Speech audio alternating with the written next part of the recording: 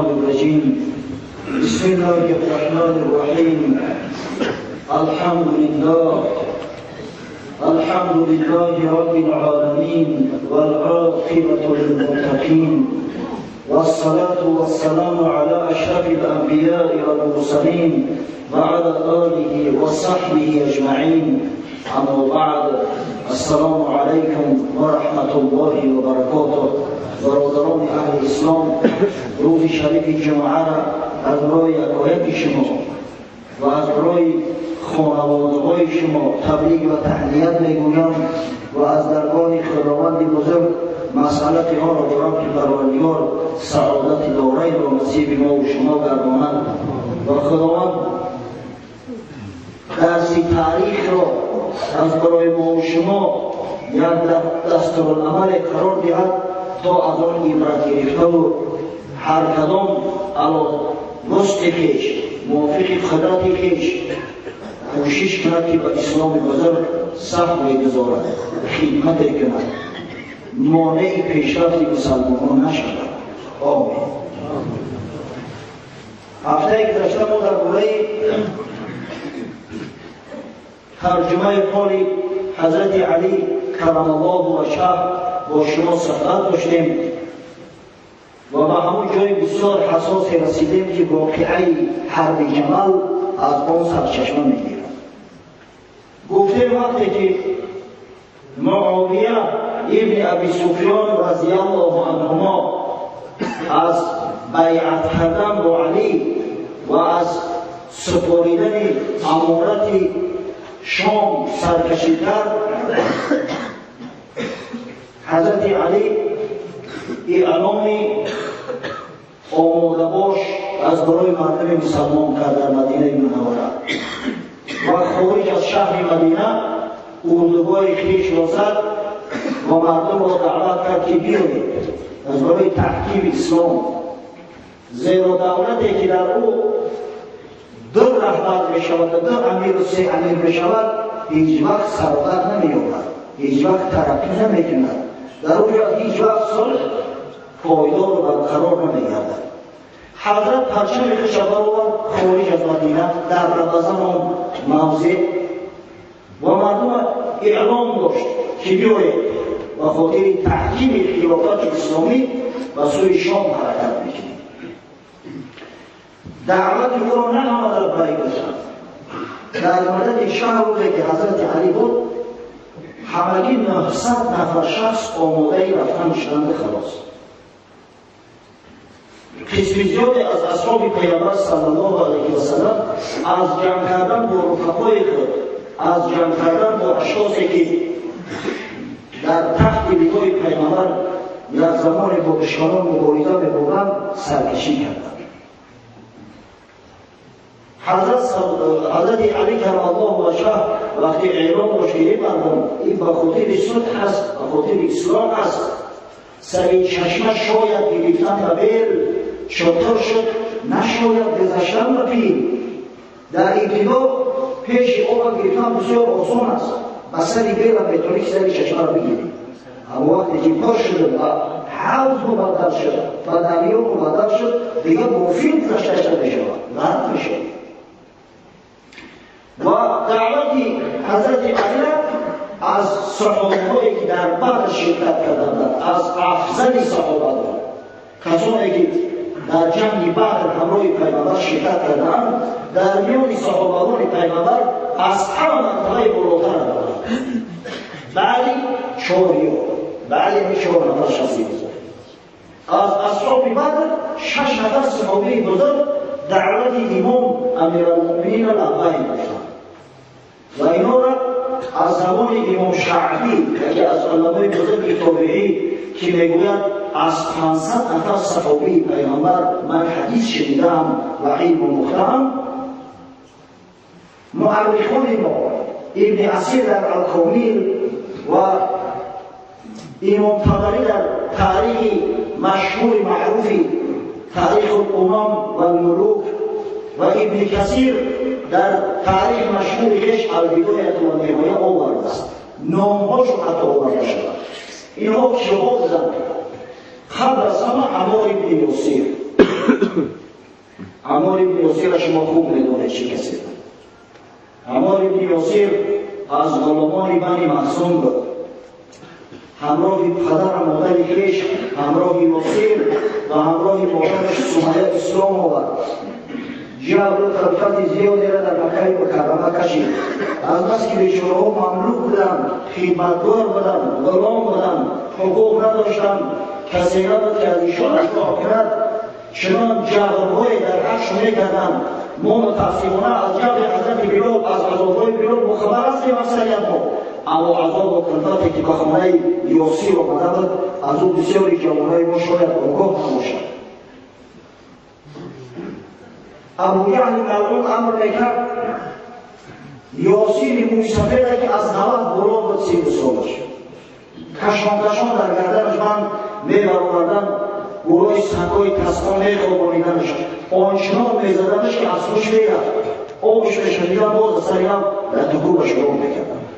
آخر الامر یاسیر در زیر ضربه‌های جانگداز دشمنان و مشرکان جان داد و مادری اما سمیه که اسلام آورده بود هر قدر که کوشش سعی کردن که نسبت پیامبر خدا سخن خبیث گوید، در شام حقارت گوید، اما نکرد. آخر الامر ابو جهل لعین به خشم آمد و با نیزه در سینه زن زد، هلاکش کرد. اول شهید راه خدا در اسلام سمیه است، مادر عمار بن یاسیر. خود حضرت عمار را به حد ضربت میکردند، کار را به حد رسوندن که دیگر بجان آمد، بار دیگر طاقت نکرد، طاقتی نتوب، گفت من از دین محمد برگشتم. بعدا گریان موقع نزد پیغمبر حاضر شد که یا رسول الله من دیگر طاقتی عذاب و طاقتی لط و کوبهای دهشتناک اونا را نکردم، این سخن را گفتم احوال من شده شد. حضرت پاسخ گفت یا عمار گفت که نیست، قلب تو مطمئن و مملو از ایمان است. او سخنی که دو سری زمانی گفتی برای نجات دادن خود انشاءالله بدی آن آسیب نمیرسد. و همین عمار بن یاسیر که پیامبر صلی الله علیه و سلم او را با تخلص ابویقظان نام میگرفت. پدر بیدارخوابها، پدر بیداری، زیرا هیچ وقت نماز تهجد نماز شب ترک نمیکرد و در 30 سال از پیغمبر ما کمتر بود سالش. اخیر تصور کنید که در زمان خلافت حضرت علی 60 سال در بسیاری تاریخ‌های معتبر آمده است که وقتی که عمار بن یاسیر دعوت حضرت علی را لبیک گفت و در زیر پرچم امیرالمؤمنین آمد، قریب 90 ساله بود. 90 ساله مسافر. بعدا ابو قتاده انصاری صحابی پیغمبر که راوی حدیث‌های بیدی باید زیاد آمد گفت یا امیرالمؤمنین از زمانی که پیامبر صلی الله علیه و سلم دنیا را ترک گفت من شمشیر خود در غلاف هم بودم، در همین قدر مدت شمشیر از غلاف نکشیدم، اما امروز که ببینم اسلام در خطر است، ببینم امروز اگر ما سعی تلاش نورزیم خلافت مسلمانان کاش می‌کرد، من شمشیر را باز از غلاف کشیدم، آماده هستم همراه سفر می‌کنم. سوم ابوالهیثم ابن کیهان صحابی بزرگ جلیل که در بعد همراه حضرت رسول الله صلی الله علیه و سلم شرکت کرده است. چهارم معاذ ابن عفرا یاد دارید وقتی قصه بدر میکردیم گفتیم که پسرک جوان از مردم انصار فرزندان عفرا نزد عبدالرحمن ابن عوف آمدن گفتن عمک جان همین ابو جهل ملعون کلامش باشد ما رو نمیشناسیم. و وقتی که عبدالرحمن ابن عوف بشان شد شیروار هجوم کردن، ابو جهل از اسبش افکندن و کارش خلاص کردن. یکیش معاذ بود، دیگرش معوذ برادر. همین معاذ شخصی که اول شده به ابو جهل هجوم کرده است دعوت حضرت علی را لبیک گفت در صف است. پنجم زیاد ابن حنظله شخص صحابی بزرگ است.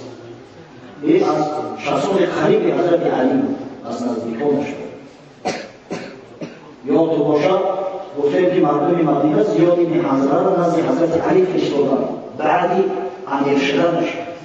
چی نقشه دارد؟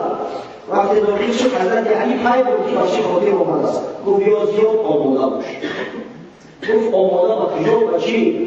خوب و جمع و سوی شام و شام میاد. همین زیاد ابن حنظله خدای حضرت علی شد. و نهایت شخص ششم خزیمه ابن ثابت است. در مسئله اون که کدام خزیمه ابن ثابت باشد؟ آیا ذو شهادتین است یا شاید یک خزیمه ابن ثابت دیگر است؟ بین معرفه اندر بحث تلاش ها است. از جمله ابن عصیر در کامل شهاب رسول میگه این ذو شهادتین نیست. خزیمه ابن ثابتی که ذو شهادتین بود در زمان خلافت حضرت عثمان رضی الله عنه گذشت. اما وقتی که کتاب رجال را می‌بینید، رجال حدیث از جمله کتاب تقریب و دیگر تقریب ابن حجر اسقلانی را در اونجا ناموده است که خزیمه ابن ثابت در عهد خلافت حضرت عثمان از دنیا گذشته باشد، بلکه خیلی برتر از دنیا گذشته است.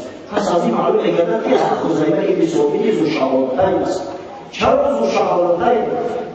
یا درسته که در وقتی که خلافت حضرت عثمان را رو بیان می‌کردم در ذهن گفتم که فقط آیات از زید بن ثابت معمول و جمع‌آوری شد که به نوشته شدن همون آیات نه کمتر از 10 صحابی پیغمبر شهادت می‌دهند. یا تمام و یکی از سوره ها را، یکی از آیات ها را فقط یک شخص گواهی داد، خزیمه ابن ثابت. اما بسیاری محققان میگویند از بس که او ذو شهادتین است، پس شهادت خزیمه ابن ثابت جای شهادت پذیرفته میشه. چرا ذو شهادتین شد؟ ذو شهادتین یعنی شخصی که صاحب شهادتی است، به شهادت. بار پیغمبر خدا صلی الله علیه و سلم از یک مرد عربی، از یک عربی بودیه اسب خرید. قیمتی اسب تعیین کردن و او عربی رو از خطای من بیاد تا من که پولی کرد در دست تسلیم کرد. حضرت همراهش پول نداشت. در راه اومدن اسب خوب بود است. معلوم قیمت مردوشن میریزن در کم. خریدار زیاد شد. عربی بود که ای مرد مسلمان هم بود، اسلام نبود. اسب میخرید و آخی او من اسب در خرید بود. من خطیب بیعت کردم، فقط اون پولش اسفاریده است، یا پول قبول کنم. گفت شاگرد بیا اونجا قبول نیست. باید بسوزه برای بردش کنم. شاگرد بیا وقتی که این کار شد در نزد پیغمبر صلی الله علیه و سلم رسیدم. خزیمه سرشبر گفت شاگرد برست. شاگرد برست. بعد اینکه حضرت اسب خرید از خزیمه سوال کرد، گفت که نبودی؟ چرا؟ گفتی که شاگرد هستم. گفت یا رسول الله ما تا در کارهای اخروی باور نکنیم، تصدیق نکنیم، نه در کاری دنیوی برای خریدن یا از تصدیق نکنیم. باید در حالی بود که اگر در همین کاری اول برای شهادت دادیم. حضرت گفت هر کسی را که خزیمه برای او شاهدی میده یا بر مقابل او شاهدی میده کفایه است. این شهادت یک خزیمه کش کافی است. از همین خاطر که خزیمه را تو شهادتین گرفتند. و ششم نفره که همراه حضرت علی از بدری ها همراه شد، از صحابه های کریم بزرگ، همین خزیمه ابن ثابت. و حضرت علی خشونه آماده کرد گفته که 900 نفر.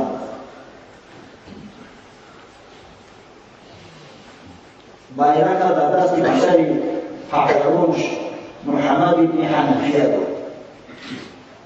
محمد ابن حنفیه را بسیاری ها شنیدیم، اما نمیدونم چی پس است. محمد ابن حنفیه پسر حضرت علی از خوله که منصوب به قبیله بنی حنیفه است.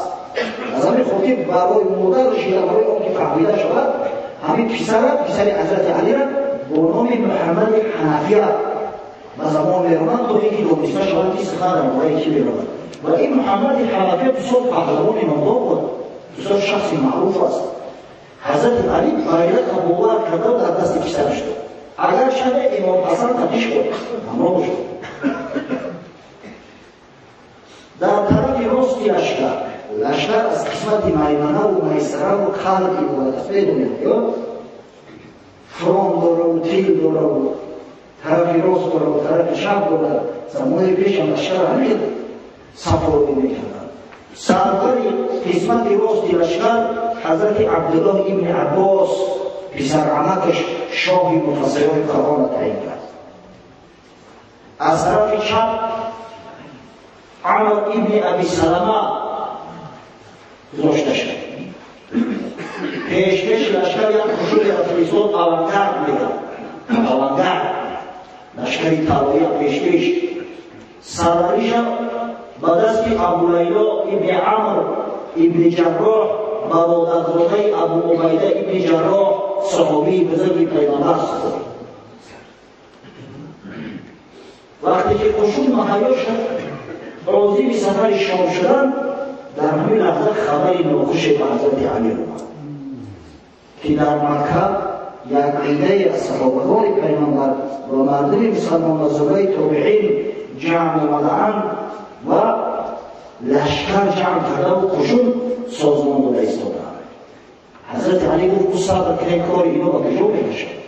اگر به من کار نگیرند من یک کردار نمیشم، اما اگر از حد گذشتم مجبور میشم سری روشن شم پیش روشن نگیرم.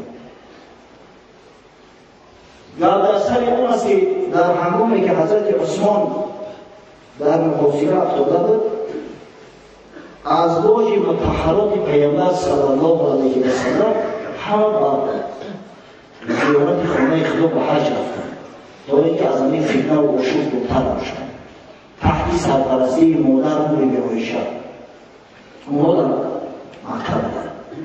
همچنین بعد از آن که حضرت عثمان کشته شد، بنی امیه همه به یکجایگی مکه را ترک کردند، مدینه را مکه رفتند. از جمله مروان ابن حکم کاتب حضرت عثمان که قصه‌اش بسیار شنیده رو میدون و تمام خانواده بنی امیه همه به مکه رفتند و یک ایده از فرمان پیغمبر صلی الله علیه و سلم از فکر دوری جسام مکه رفتند. بیبی عایشه مادرمون میخواست که بعد انجام دادن حج خانه خدا به مدینه برگردد، اما در راه وقتی که روانه شد شخصی روا خورد که از تقاضادگاش است، با نام ابن امی کلاب معروف است. سوالش کرد که در مدینه چی واقعه است؟ گفت حضرت عثمان به رسید و بعد 8 روز مردم با علی بیعت کرد. مادر رو بسیار مشوش شد، نخواد عثمان را قتل کرده باشد، نخواد عثمان را کسی نش از 80 بود و همونیشی سفیدش قتل کرده باشد. از این خاطر از روحش گشت، از روح گشت و به مکه رجوع کرد. در همین حالت حضرت طلحه ابن عبیدالله و زبیر ابن عوام صحابی بزرگ پیغمبر که با حضرت علی بیعت کرده بودند، بعدا اجازت خواستند که ما را اجازت دهید تا به حضرت علی با سخنانی قسم به خدا من بدانم که مقصد شما دیگر چیز است، اما صدی راه نمیشوم مادام که عزم خانه خدا را دارید ایشان را اجازت داده بود. آمد نماندم مادر سوال کرد از طلحه و زبیر که چی واقعی است؟ گفت مردم ناشناس از شهرها و از قبایل عرب و از غلامان مردم مدینه جمع آمدند و عاقبت الامر حضرت عثمان رضی الله عنه را به ناحق کشتند، خونش‌ریز ماندند و یک فتنه برپا شد در مدینه که ایستادن آن برای خود جایز ندانستند. از همون خاطر ما به مکه آمدیم. مادرمون بیبی عایشه رضی الله عنها یک روز نزد خانه خدا آمد و در همون موضعی که حجر الاسود مستقر است غایب شد و با مردم مراجعه کرد و یک خطبه بلیغی خواند که ای مردم، در مدینه گروهی ماجراجو و فتنه‌گر جمع شدند و خون کلمه مسلمانان را ریزاندند و خداوند در قرآن با ما امر کرده است که وقتی که شخص بیگناه کشته شد باید قصاص او ستانده شود. قصاص باید ستانده شود. باید خون عثمان ما از ما طلب کنیم. وقتی این سخن گفت یک ایده را طرفداریش کردند. پیش از همه امیر شهر مکه که از جانب حضرت عثمان تعیین شده بود، عبدالله ابن عامر حضرمی، گفت مادر جان من همراهی تو هستم، کجای رفتی همراه میرم. بعدا طلحه و زبیر نیز آمادگی خوششان در نزد مسلمان‌ها اظهار کردند که ما آماده هستیم، طلب خون حضرت عثمان میکنیم. و امیر بصره عبدالله ابن عامر که بیت المال بصره را گرفته همراه شدند. وقتی که حضرت علی امیر را عوض کرد، این والی بیت المال همراه گرفته آمدند و والی سابق یمن عبدالله ابن امیه یا ابن منیه یعلا ابن منیهش میگن، هم به نام پدرش میگن ابن امیه، هم به نام مادرش ابن منیه. خزینه و بیت المال یمن همراه گرفته آمدند. 600,000 درهم در 600 شد. اینا آماده شدند، گفتند خراجات یعنی سفر، خراجات غزوه چقدر میکشند در محله ما است، باید خون عثمان ستانده شود. مردمان ابن حکم و تمام خاندان بنی امیه همه پاک هستند و مردم را دعوت کردند. اعلام شد که کسی چوبای سواری ندارد بیاید از ما ستاند و 1000 شخص جمع آوردند، همه سوار، همه مجهز و سیاه و با مصلحت نشستند که از کجا شروع کنند. یک کس پیشنهاد کرد گفت به مدینه میرویم، اما سخنش قبول نداشتند. گفتند در مدینه علی است، چیکار میکنیم؟ در زیر علی جمع میکنیم؟ ما به علی کار نداریم، ما فقط خون حضرت عثمان از خاطران عثمان طلب میکنیم. یک نفر دیگرش پیشنهاد کرد گفت بیایید و شام برویم نزد معاویه. اما عبدالله ابن عامر سابق والی بصره قبول نکرد، گفت کجا برویم شام؟ شام در دست معاویه است، احتیاج به خدمت شما ندارد، او مدد حکومت در دستش سخت تریک است. بیایید بصره بریم، در بصره اون مال زیاد دارد. بصره در بصره هواخواهای قلعه ابن عبیدالله زیاد هستند. همچنین خاطران حضرت عثمان، کسانی که در خون عثمان شهیدند در بصره زیاد هستند. وقتی این سخن و عبدالله ابن عامر گفتند که مادر در ماتم بشینند، فکرم بیمار باشید که مثل معاویه در جا بشینید تا اینکه بصره را در دست ما بشید. اول کوفه میرفتیم، کوفه را در قبض ما می‌آوردیم و نهایت همه با قرار آمدند که به بصره میرویم، از بصره شروع میکنیم و ختم خاطرهای عثمان رضی الله عنه. تو راضی بصره شدند. وقتی که سخن به حضرت علی رسید، علی مخبر شد که خشونت آماده کرده و جانب بصره روانه میشوند، اقدام کرد که سر ایرانشان بگیرد، از پیش رو بگوید نگذارد شد بصره تا اینکه فتنه نوبتی ایجاد نشود. تصور کنید که در ولایت‌ها مردم شورش برداشته باشند، تصور کنید که حکومت مرکزی را اطاعت نکنند. این چه حکومت است؟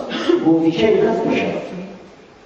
یادتون هست یک زمان نو حکومت تاجیکستان استقرار یافته بود، استقلال یافته بود، اما متاسفانه بعضی قماندان‌های بودند که در این گوشه و این گوشه دست به استبداد و ظلم می‌کردند، مردم به جان رسیده بودند. در این خاطر اگر حکومت متمرکز نباشد، جور و ظلم در نوبت اول بالای سر مردم بیچاره خواهد.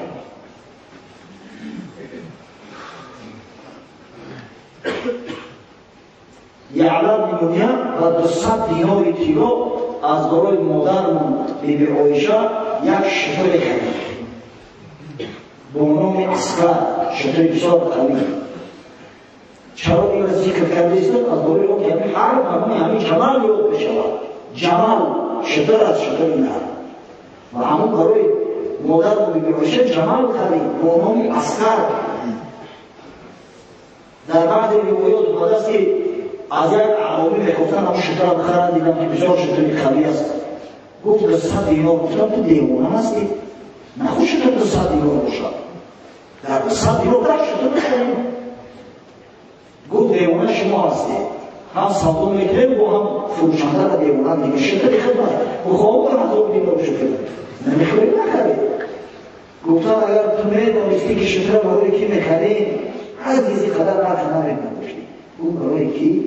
گفتم برای ام المؤمنین بیبی عایشه در اون صورت من هدیه‌اش ندارم گفتم تو آیا روحا را میدانی یکی از قبیله قرینه بود یکی از قبایل عرب گفت این روحا را از من بهتر کسی نمیداند پس گفتم بیا تو دلیل ما شو روحات ما شو البته ما را به مخفی مورد سودی و مسئله سودی از روحای ما را بودد که روحای مخفی باشد که ما با قشون علیه السلام رحمه بود هم پول شکر میتیم 200 دینار و هم پول خدمت و این معنی قبول کرد و رمانه شدم از بس که او همه دانست نوع قشون 1000 نفره را خواهی کرد که حضرت علی باید اسیر کرده نتونست که 100 دینار شد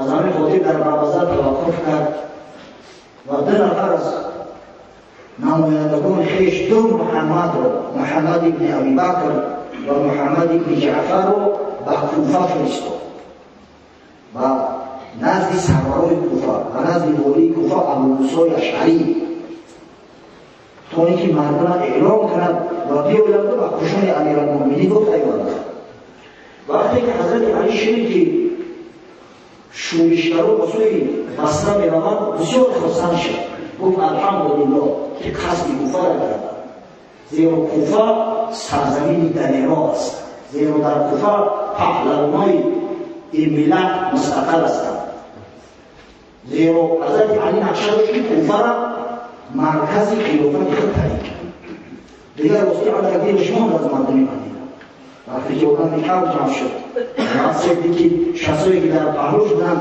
همراهش خدمت میکردن هر کدوم با عذر از لشکر خطا کشید البته عذرهاش را مواجه است انشاءالله در مقام خودش که اومده برای شرط توضیح میدیم از این خاطر نقشه و نیتش آن بود که مرکز خلافت را به کوفه ببرد وقتی از مدینه حضرت خارج بشه حضرت علی صحابی بزرگ پیغمبر عبدالله ابن سلام آمده از لجام اسبش خطی عبدالله ابن سلام آمده دارده یهودی که مسلمان شده بود آمد از پیغمبر خدا 3 سوال کرد و بعد گواهی داد که خداوند یکتا و یگانه از پرستوری در حق هستی همون شخص گفت یا امیرالمؤمنین تو به خدا قسم از مدینه خارج نشد زیرا من به یقین میدونم که اگر تو خارج از اون مدینه خارج شوی هیچ وقت دیگه مدینه پایتخت سلطنت اسلامی نمیشه هیچ پادشاه وطن شده در مدینه نمیشه هیچ و اگر شخص کنه دیگه در مدینه هیچ نفر نه از خلفا و نه از امیرانی که بعدتر امارات سلطنت شد هیچ مدینه را دیگه مرکز خلافت تعیین نکرد وقتی که عبدالله ابن سلام که سخن از اون بعضی داشته گوش دادن اما حضرت علی گفت زبانتون را باز بگو این صحابی بزرگی پیغمبر است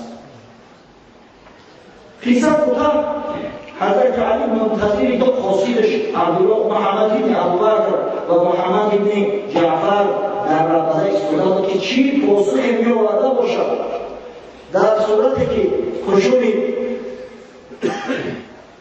طلحه و زبیر همراه مادر و بیبی عایشه عازم راه بودند در راه آمدن در یک مکان برای شب مستقر سفر شدند یک جا آب به دست جای آبادانی به دست سگان شب شروع کردن و جکیدن شما جکیدن وقتی مردم بیگانه ندیدن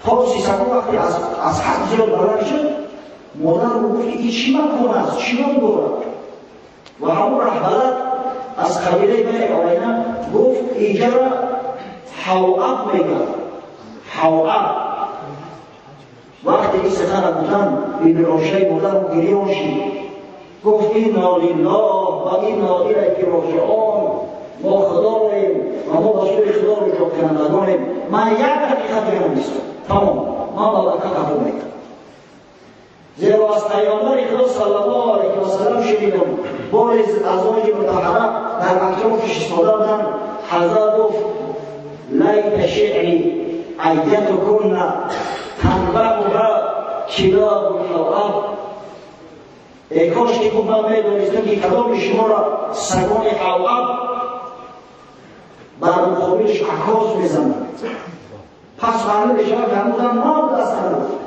دیگر نمیستم تمام کافر میرم هر طرف که دیگه التماس کردن سخن قبول نکرد حتی در همون شکل سوار شد شکل از جاش حیف آمد میخواست با کفا بگرده با سوی مطلب عبدالله ابن زبیر رضی الله عنه خورزاش جیانش گفت مادر جان او اعرابی دروغ گفته است جان آمد اینجا حوام نیست این قیامت خود است اما هیچ سخن فایده نمیکرد در همین حالت بود که اعلام شد گفتن از شهر علی رسید من دروغ گفته است که سراسی ما شکار کنید که از شهر علی رسید وقتی این سخن را گفتن باز خشوع از جاش حیث حتی گشتم استراحت و قدر روانه شدن و بی عشه دودر اون در بانی شد همراه شد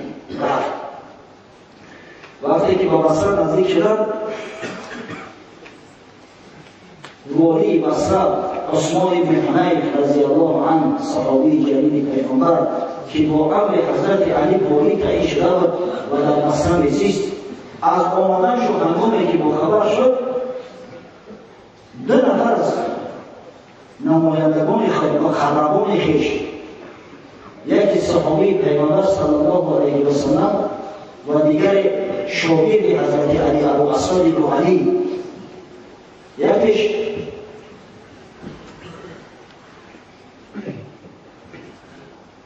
با شکلون شفراموش کرد صحابی این شما حالی نموش داید اومد با کرد و دیگری که ابو اسود دوحلی شخصی که علم نحو و ریاض تبعیضی کرد از حضرت علی تعلیم گرفت شروع کرد ابو اسود دوحلی را پدر نحو عربی میگن همه را فرستاد به نزد بیبی عایشه و به نزد طلحه و زبیر که چی مقصد بودن کو روی امیر کنید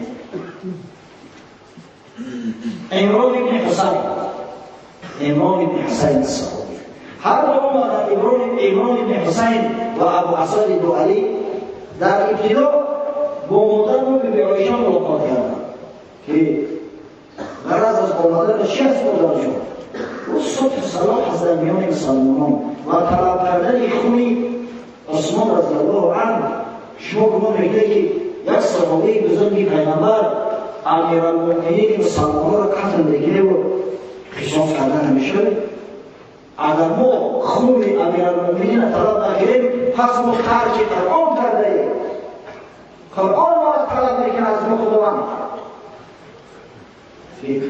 باید شخصی اگر با بیگناه کشته شود قصاصش طلبیده شود یا ولیها ببخشد در صورت دیگه هیچ ولیش نبخشید است نزدی طلحه و زبیر را رفتن که سخن تکرار کردن هر دو آمدن و پیش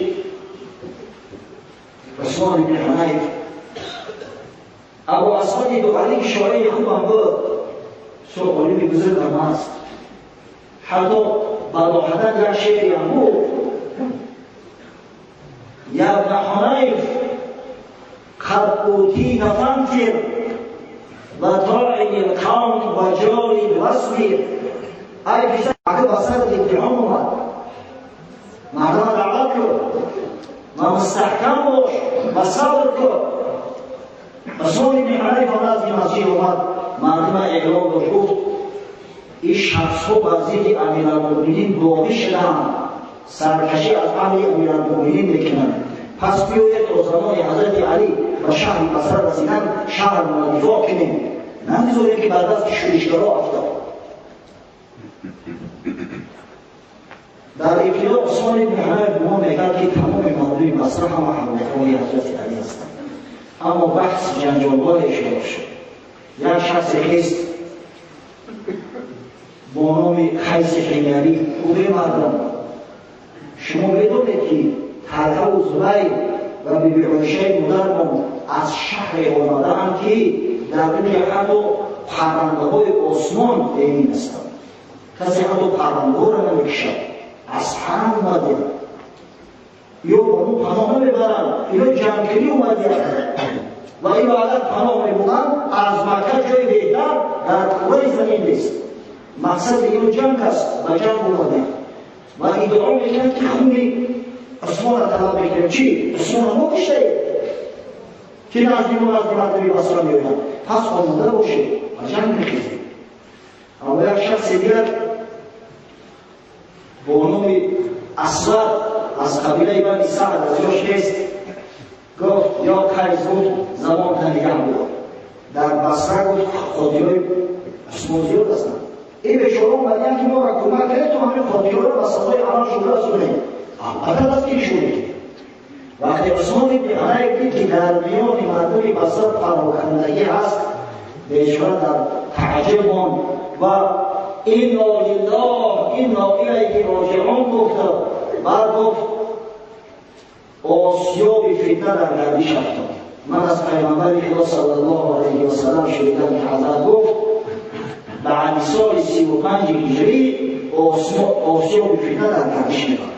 چرخ فتنه در حرکت در گردش می‌افتد. اکنون آماده شد. اما در بصره بودیم یک ایده از قاتلان حضرت عثمان بودند، شخصایی که مخصوص هستند. حتی هم بدبختی که ضربه زدند به حضرت عثمان با نام ترکوس بن زهیر خدا لعنتش کند، همه میدونید همون در شهر بصره میزیست و یکی از سرورای فتنه‌گرا، یکی از سرورای آشوبگرا اونم از مردم بصره بود حکیم بن جبله. اینا اومدن نزدیک عثمان ابن حنیف گفتن که خشونت دعوت که ما تا افراق خطر خود می‌گیرد. این بدبختا دیگه اینو نداشتن و دیگه جمع می‌کردن. روز جمع حضرت عثمان ابن حنیف برابر خشون بصره در مقابل خشون طلحه و زبیر صف بندان و خشون طلحه و زبیر هم تعداد زیادی اومد جمع بود، یعنی همراه شد.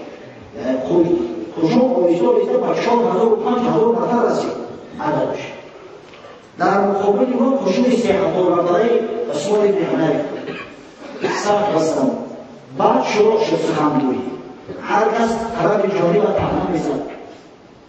مادر و بیبی عایشه را خبری بندی کنند او از شما طرف زیاد نبود، خاطرهای عثمان باید به سزای عملش رسونده شود. بیایید با ما همراه شوید خون حضرت عثمان را طلب نکنید. یک نفر از بصری‌ها گفت، مادرجان گفت قسم به خدا از قتل عثمان دیده در بالای شتر سوار شده و آمده در میدان جنگ شرکت کردن تو برای ما وزن‌تره. تو مادر ما هستی، تو زوجه محترمه پیغمبر ما هستی، برای ما زینت هست که تو در مقابل ما در صف هستی. ای کاش که نمی‌آمدی. یک نفر دیگر از قبیله بنی عبدالقیس با طلحه و زبیر مراجعت کرد. گفت یا طلحه و زبیر من از شما سوال میکنم، زناتون همراه تو آورده؟ گفتند گفت سبحان الله شرم نمیداره زنای خودتون در پشت شوهر را خانوات و پنهان کرده بود، زوجه محترمه پیغمبر مادر مسلمان را همراه تو بلکه اومده. بعد این سخنهای تلخ و پیشین‌آمیز آهسته آهسته بعد شروع شد. اگر چند خشوع مکه کوشش می‌کرد که بدن آمیخته نشود، اما حکیم ابن جبله که خانسوده سردار آشوبگرا بود، در خون حضرت عثمان شریک بود، پهلوان هم بود، جنگاور خوب بود از قبیله بنی عبدالقیس و همون خشوع سواره سوارها بود. هیچ وقت حجم نداشت. روز اول تا قریب شام جمع کرد. بعدم از همدیگر جدا شدن.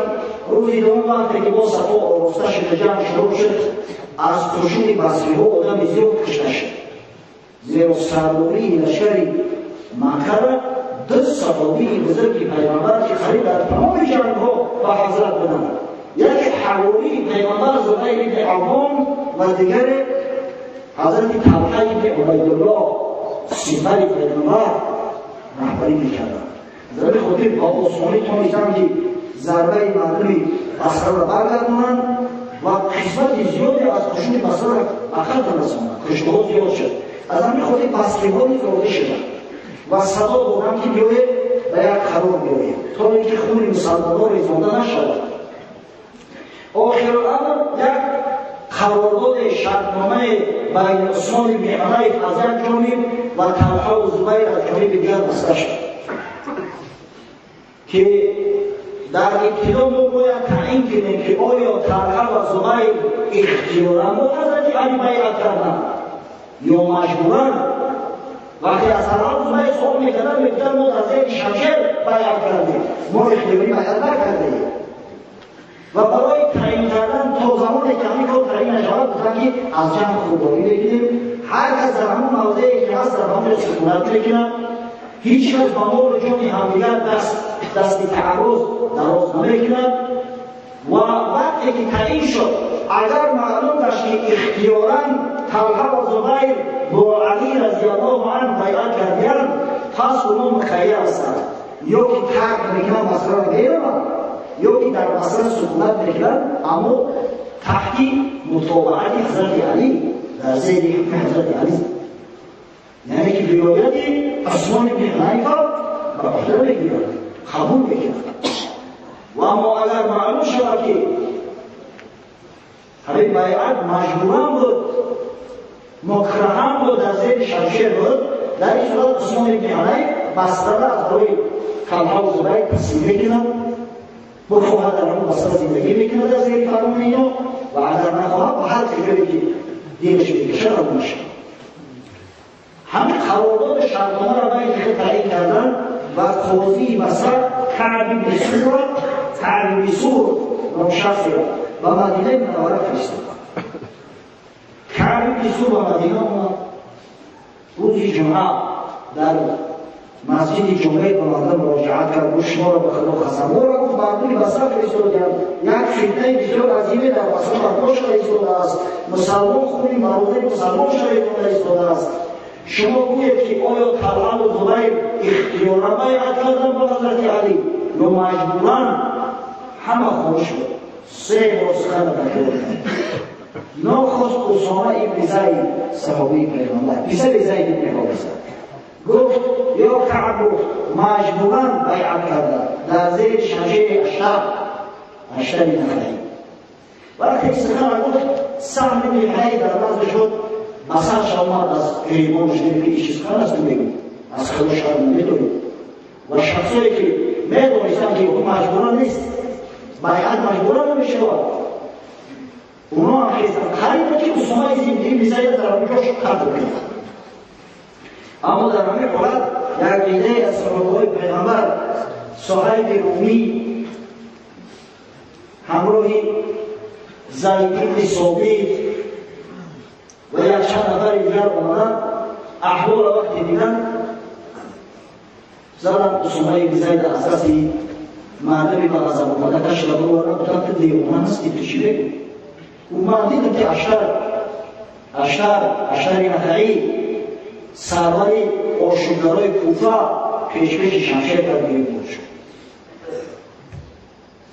کعب بن سور وقتی که این سخن شنید بازداشت و بس و سخن به حضرت علی را رسید. گفت که حضرت علی در غضب منتظر بود، 3 مرحله از مدینه منوره بیرون‌تر. در مکتوب نوشت عثمان بن حنیف گفت تو واقعا ضعیف بوده، بی‌غیرت بوده، امت را باریک تعیین کرده، تو با آشوبگرا صلح می‌کنی؟ تو نگذاشت که به بصره باید قسم و خدا اینو مجبورا بیعت نکردند، اینا را مجبورا آوردن گفتن به مسجد نمیخواستن بیاید، اما کسی مجبور نکرد از بیعت کردن. اول شخصی که با من بیعت کرد زبیر بود، دوم طلحه. یعنی که آوردنش مجبورا بود که بیاید بیعت کنید تا اینکه در بین مسلمان‌ها فتنه نشود. و حضرت علی من خود پیشنهاد کردم که او حضرت دین رو نمیکشه به همین امانت، یا یک نفر شما امیرالمؤمنین کرده خلیفه کرده تو هم بیعت کنید. حضرت علی بسیار سخت شد عثمان که زینه‌ها شهر تسلیم نکرد و این آنها نشانه ضعفی داد تعصبی در حساب بگیم. وقتی که کعب بن زور رسید علیه مکتوب حضرت علی را به دست عثمان بن حنیف رسیده بود. کعب بن زور اومد گفت که مردم مدینه از جلوی اسامه بن زید گفتند که مجبورا اینو بیعت کردن. وقتی که طلحه و زبیر طلب کردن که باید شرطنامه کردگی اجرا کنید ما باید شرطنامه کردیم شهر خوری کرد. حضرت عثمان گفت این مکتوب امیرالمؤمنین در دست من رسید است این یک خورد موحقی بستن و شرطنامه را نداشتیم که با شما بستن دهید. این مکتوب امیرالمؤمنین من حق ندارم که بستن را دارم. یک روزی بسیار بارونی سرد شبانه وقتی نمازی گفتن حضرت طلحه و زبیر رضی الله عنهما قریب 1000 نفر همراه شدند مسلح داخل مسجد شدند. داشتند تاریک بارونی و مسجد مرکزی رفتند مسجد جمعه بصره در نماز خواندن عبدالرحمن ابن عطا ابن اسید شخص خودشون را پیش در آوردن نماز مردم با جماعت خواند. حضرت عثمان بن حنیف همون شب به نماز خواندن آمدند به مسجد. یک چند نفر را فرستادن بیچاره کشاف بگیرن آوردن به مسجد و گریدن محکم شد. حتی در کتاب‌های بسیار معتبر آمده است که ریشه تراشیدن ریشه کندن ریش و ابروها و میشگانها و هر روی که در روش نباشه کندن چی نمیشه رنگی تخیط ریشه و بیه وقتی خیلی شود کار بیجون بکشد وقتی جوانات بوی مردم استوی شود دیگه نمیگن که صحابی پیغمبر است این شخصی که برکرده در اسلام است تا همین درجه جوانات بعدا در محباس روز دیگه وقتی که سخن را حکای میبینی جوانات رسید سردار و شداوی مصر مردم در حال کرد 300 نفر همراه شریک شدند 300 نفر سواره قدیم اومد و جمع شروع شد با کشون مکشی ها 300 نفر برزی 5000 جمع کرد بعد یکی دیگه ایروز نداره البته شریک شد وقتی که حضرت عثمان اومدن در خون شریک است بسیار جمعی سخت کرد مادر رو به بیایشه نشان داد یک زن وقتی صدای رشوی گفت پیسر زنی قبیحت کرده شما داد استی مادر مسلمانها را خاک در دهن زد و زن خلیزه کشت یک جوان دیگر را به خطر رسید برای وقتی که جمع شروع شد در حین جمع شخصی از خشوط مکه یک ضربه زد پاش از بند زمین جدا کرد ببینید جرأت هم ببینید بدبختم همون پای از ظهور خندگی را در دستش گرفت و همون در سر همون شخصی ضربه‌زن زد کشت بود بعد خودش یک پوها ایستاد که باید ضربه دیگر ایستاد شعر میگه مادرانی خدا شعر میگه بدبخت یا ساقیات راعی این معی زراعی حساب نگهت به بابا باش من زراع هم دارم دست به وضوع دارم و دست به وضوع ما کشار جمع میکنم بعدم یک ضربه دیگر خود در بروی همون شخصی که با پاک شدرش به بروی ما افتاد شخصی نزد شما بگویا حکای کلیت را کشت گفت بانشته که در همه که کرده است همون شخصی را که کشت است این خونسوتا در همین بالا ما هست به شوخی نگه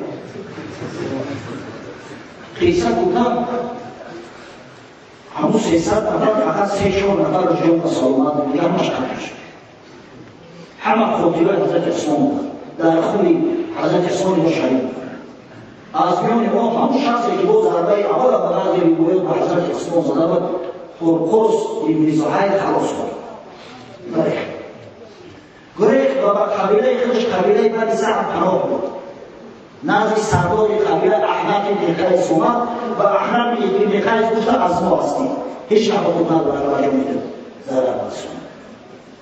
بعد اینکه دولت یا که حکومت مصر در دست طلحه و زبیر رضی الله عنهما گذشت، اعلام کردند که هیچ کس خاطرهای حضرت عثمان را فرا نرفت، همه را روی تسلیم کرد. کلیسا گذشت 600 نفر کشتند در خون حضرت عثمان.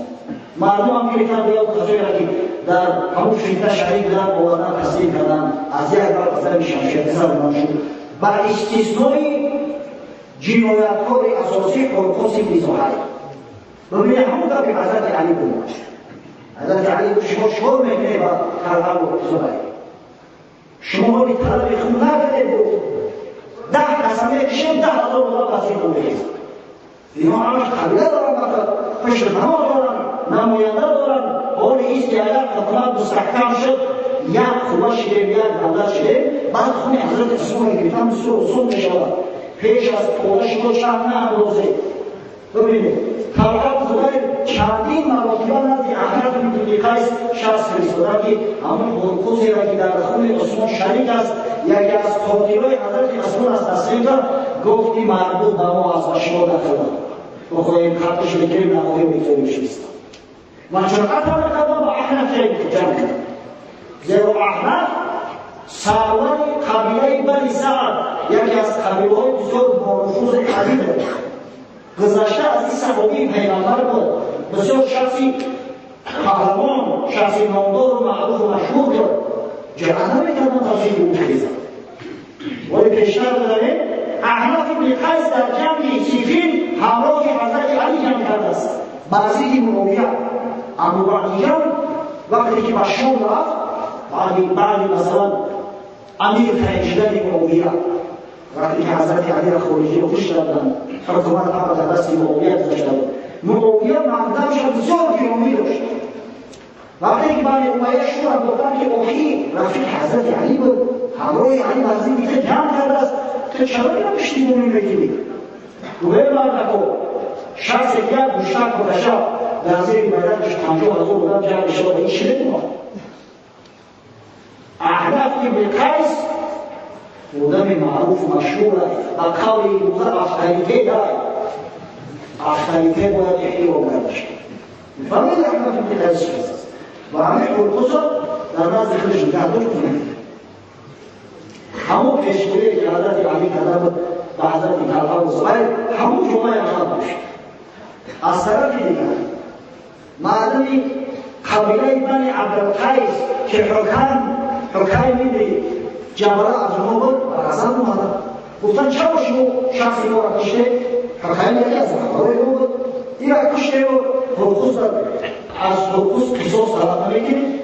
اینا هم ترک کردن، بصره هم ترک کردن و حضرت طلحه و زبیر هم ترک کردن، گفتن ما میریم با همراه حضرت علی نزد شما رفت. قصه کوتاه بصره در دست طلحه و زبیر رفت.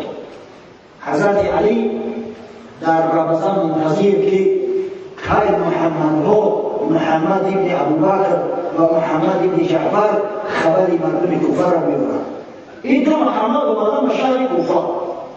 والی شهر کوفه ابو موسی اشعری بود که در ابتدا حضرت علی او را از وظیفه سبکدوش کرد، بعدا بود در وظیفه‌اش گذاشتش. وقتی که جواب مثبت و بیعت حضرت علی را قبول داشت، ابو موسی مقدم شد، پذیرفت، قبول کرد، گرامی داشت. اما وقتی که سخن از دعوت مردم میرفت، حضرت ابو موسی و مردم را مراجعه کرد که مردم فتنه آمد از بالای مسلمان، شما را بر ضد برادری مسلمان تو دعوت میکنند. در این حالت شخصی خواب از شخصی بیدار بهتر است. نشسته از راست از خائن بهتر است. خائن از ماشی بهتر است. یک شخصی که حرکت میکنه، ماشی از راکی از سواره بهتر است، زیرا فتنه آمده است. باید آرام باشه، در جنگ شریک نشوه، توکلش را خود کسی به کسی جمع میکنه، ما مردم کوفه شریک نمیشیم. وقتی محمد های سخن شیعه گفتن این مردمی که با علی بیعت کرده ای علی بخاطر اسلام بخاطر اسلام مردم را دعوت دارد بیروری چه دارد اداره میشود به رهبر چه دارد اداره میشود سخن شد به همدیگر نگفت دشنام و حقارت زیادی کردن حضرت ابو موسی را خفا گشتند اومدن از حضرت علی گفتن که کار ما به ناکام انجام می‌یافت از عهده کار به اومدن نتونستیم حضرت علی عبدالله ابن عباس و اشتری نخعی را که اصلا کوفی است از شهر کوفه است بعضی مردم فرستاد گفت مردم کوفه را دعوت کرده ابو موسی را به افاقه بیاره ابو موسی را نصیحت کرده که او مولی من است او باید مردم را به سوی من بخونم ترسید من نه و این نفر آمدن نزد مردم کوفه روز جمعه بود منبری کرام بود حضرت ابو موسی را یک گوشه منبر شیشه است و حضرت عبدالله بن عباس را پهلوش حضرت ابو موسی شروع کرد خبر مردم باز دعوت کرد و صبر که صبر کرده در جمع شریک نشده حضرت عبدالله بن عباس مردم را خونده مردم و پیش امیرالمؤمنین روی و وقتی امیرالمؤمنین شما را به غزا دعوت میکنه به جمع جنایت است وقتی که شما آرام در نزد زنهاتون بشید و ابو موسی مراجعت کرد آخی گفت والی علی هستی که چیکار میکنی چه میگویی گفت یا ابن عباس من از پیغمبر صلی الله علیه و سلم شنیدم که حضرت گفت انها ستکون فتنه زود است که یک فتنه بالای سر مسلمانان میآید القاعد فیها خیر من القائم والقائم فيها خير من الماشي والماشي فيها خير من الراكب و در این فتنه شخصی نشسته از شخصی راست ایستاده بهتر است و شخصی راست ایستاده از شخصی که حرکت میکنه از روی فتنه میرود بهتر است و شخصی که پیاده میرود از شخصی سواره بهتر است از این خاطر من مردم را به سوی آسایش دعوت میکنم به سوی صلح دعوت میکنم تا اینکه اعتزال منظم و جمع شریک نشود حضرت عبدالله ابن عباس هم ناکام بود و در این زیر حضرت علی علیه رضا را ترک کرده و به زیقار نام یک موضعی که در نزدیکی کوفه برسیده آمدن نزد حضرت علی گفتن نشدی ابو موسی بسیار سرنشین حضرت بسیار برزه آمد پسرش حسن ابن علی رضی الله عنه همراه عمار ابن یاسر 90 ساله صحابی پیغمبر گفت اگر مزاج کار شما ندارید این گروه نتوانستند حضرت امام حسن شکل و صورتش به رسول الله صلی الله علیه و سلم بینیده شدید وقتی حضرت صحابه پیغمبر می‌دیدند می‌گریستند آغوشش می‌گرفتند می‌گریستند و امام حسن همراه عمار ابن یاسر عازم شهر کوفه گشت متاسفانه وقتی ما در امید تمام شد ما کوشش کردیم که قصه را مفصل‌تر براتون بیاریم چرا؟